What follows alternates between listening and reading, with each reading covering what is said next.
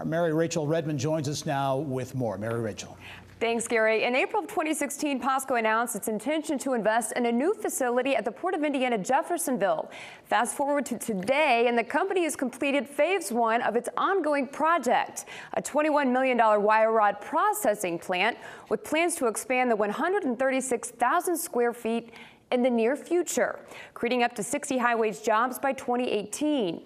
Jeffersonville is only POSCO's second operation in the U.S. The company is the fifth largest steel producer in the world and the fourth largest company in South Korea, only behind Samsung, SK Holdings, and Hyundai.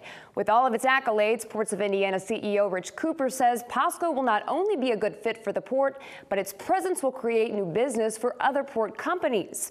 Governor Eric Holcomb agrees. In fact, he believes POSCO setting up shop in Jeffersonville is another sign that Indiana is quickly becoming what he calls the crosswaters of America.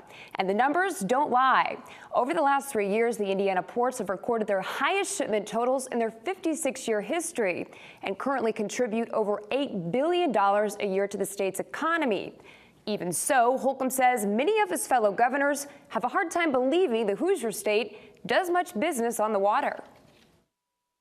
Sometimes when I talk to my coastal cohorts, they kind of look at me strange and confused, and they wonder about the ports of Indiana. We're so-called this landlocked state, and they just believe that we don't do much business on the water, but nothing could be further from the truth. And I have to remind my cohorts around the country, other governors, that with the access that we have to the mighty Ohio River down in the southern portion of our state, and the access that we have to the massive Lake Michigan in the northern part of the state, really perfectly situates the state of Indiana to do business with world-class companies.